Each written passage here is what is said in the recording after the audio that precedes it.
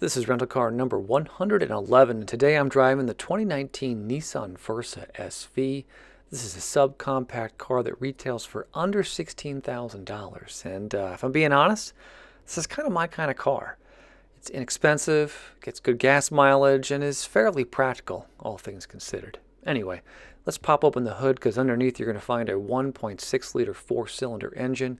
It has Nissan's Xtronic 2-speed CVT with an overdrive button.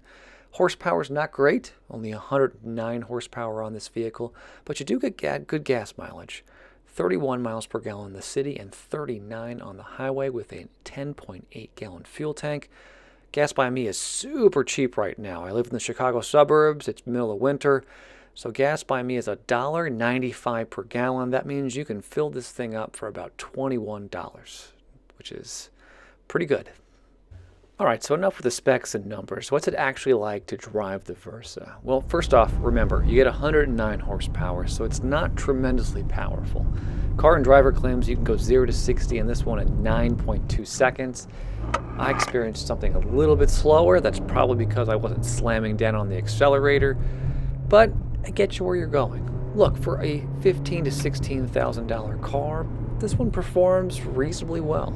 I was able to accelerate onto the highway without getting passed, like I was standing still, and it corners fairly well. I will mention, though, that I didn't feel tremendously comfortable going around tight corners. I did feel like I needed to slow down quite a bit so that I wouldn't slip, but all in all, it's a decent car, and it drives decently well, especially when you consider the price tag. So here's the key on the Versa, and it's actually a key. A couple of buttons right here, lock, unlock, trunk release, and a panic button. Put it in the ignition, just like you'd expect, to turn the car on. Here's the steering wheel setup. You have a number of buttons. Over here on the left-hand side, you have a source button and a toggle switch to interact with the entertainment features in the center display. You also have a volume rocker and a phone button down here to answer and hang up on phone calls. On the left-hand side, you have your cruise controls. A button right here to turn it on and off, toggle switch to set it, and then a small button on top to cancel it. Up above, you do have a gauge cluster with RPMs on the left and a speedometer on the right. You also have a small screen up here on the top, and then a button right down here, it's kind of hard to see, to adjust the brightness of the display and then cycle through a couple of screens. There's not a whole lot of information here, but there is a little bit. I've kind of had fun playing around with this car by leaving it on the miles per gallon screen just to see what kind of gas mileage I'm getting. Down on the left-hand side, we have our buttons to interact with the windows, along with the door locks. You have a silver door latch with a lock right here. Up on the dash, you have controls to adjust the side view mirrors, a traction control button down here, and then further down, you'll see that there's the releases for both the gas cap and the hood. And then all the way down below on the bottom, there's the release for the trunk right there. Up top, you get a pretty simple setup. You know, normally you might see a sunglass holder up here or maybe some buttons to interact with OnStar or other features, but it's not available on the Versa. You just have a small switch right here to turn on and off the light. Rear view mirror is also a little bit simple, and I don't say that to be critical. I'm just saying there's no, for example, remote control buttons right here to interact with your garage doors or any other features right here. Just the normal switch right here that you'd expect to adjust the mirror. Below there, you have two vents up here along with your hazard button.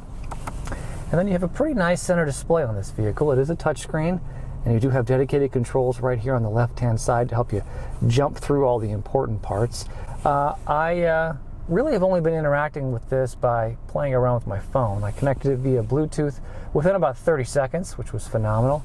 And then you do have a couple of other features on here, though, you know, nothing super fun to play with. Down below there, you also have your climate controls. These aren't great in my opinion. They're just these kind of dials that you turn to adjust, for example, where the vent is blowing, the temperature, and then the fan. I guess my biggest complaint is with the fan.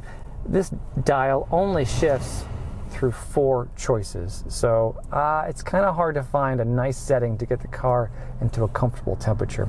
Also, if you want to adjust whether or not the vents are open to the outside or closed, you have kind of a strange switch right here to do that. Down below there you have 2 cup holders, drinking kombucha today, along with an auxiliary jack, a USB port, and then over here on the right side you have a power port. If I can open it up, there we go, with kind of an old-fashioned cigarette lighter type setup. Gearshift is right behind there. You do have an overdrive button right here. And although this is made almost entirely out of plastic, it does shift through the gears really smoothly. But nothing real special to talk about right here. You also get a pedal parking brake, and then a small additional storage space right here where I've been keeping my cell phone, along with another power port right here, and then 2 additional cup holders back here. Glove box is sort of interesting, well, at least to me. Pretty small, but you do get a shelf system right here, and I don't know if you can notice, but this thing goes back pretty far, so you actually do get a lot of storage room back here. Tucked all the way back here is the owner's manual. It's wrapped in plastic. Looks like you get a plastic type leather looking case to hold it all. 2019 Versa sedan. Alright, so I jumped in the back of the vehicle. Legroom is pretty decent. I got this seat pushed back a good ways. I'm 6 feet tall. I like it pushed back pretty far. And I still have about 4 to 5 inches between my knees and the back of that seat, which is good to see. Not a whole lot of amenities back here. I mean, you're going to get your basics, like your window controls and your door locks, but there's no vents or USB ports of any kind on the back of the center. I'm going to call it an area, since it's not actually a center armrest, but just the area right here. No vents, no power ports, and you do get, however, 1 small pocket on the passenger seat. A couple of things I always like to check back here. Center armrest, not available at all. Totally gone on this car. And then the car seat anchors, which aren't too bad. If you look, you can kind of see it without manipulating the seats at all. So these should be fairly easy to get access to if you do need to install a car seat back here. Look, there's the anchor right there. Alright, so let's close things out by popping open the trunk and taking a look at the storage space back here. You'll notice that the wheel wells do infringe on the space a little bit, so you don't get that perfect rectangular shape that I like. But it is nice to see that underneath the floor of this area you do get a spare tire. I rented and reviewed the Kia Optima last week, and you do not get a spare tire with that vehicle, even though it's considerably more expensive. Anyway, the trunk space back here is pretty good. And even better is that you can pull up on these small pins right here in the rear seats, and you can fold those seats down to reveal an even larger storage space. Although I would mention that that opening between the trunk and the cabin of the vehicle is a little bit small, so you might not be able to get those larger items back here that you probably want to. Anyway, that is it for the 2019 Nissan Versa. Look, remember that this car is only about $15,000 to $16,000, so it's not chock full of amenities, but that doesn't mean that this is a waste of time. I like cars like this. They're small, they're practical, and I kind of hope that more manufacturers put together something like this, because there's certainly a market out there for it. Everyone deserves a new car, and if you're just starting out, this one might be the perfect one for you. Anyway, thank you so much for watching, and I hope you join me next time when I will rent and review my 112th rental car. I'll see you then.